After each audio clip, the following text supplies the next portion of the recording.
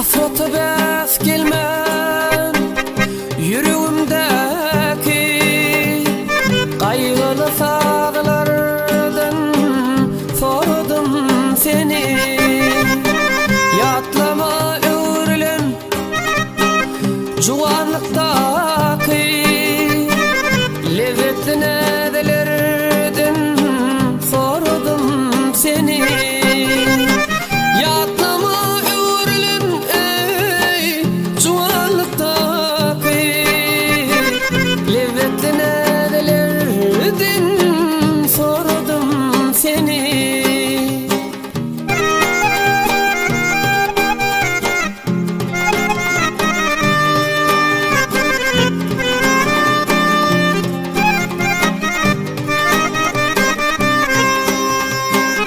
Deli Mecnun bolup ömür çöllerden perhat bolup dağdan daştan sellerden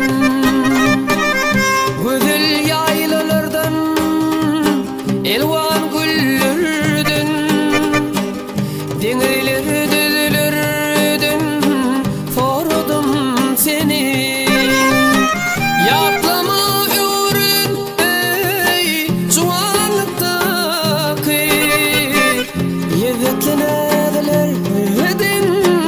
Sordum seni.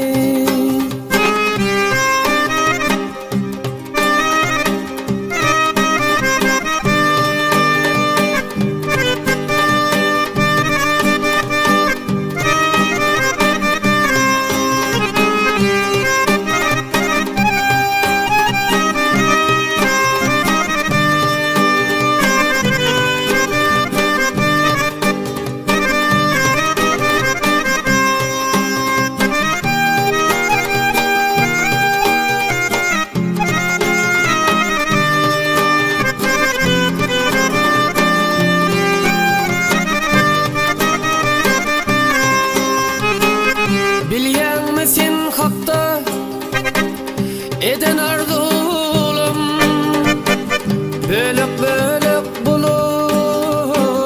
bulup sıyrıldı.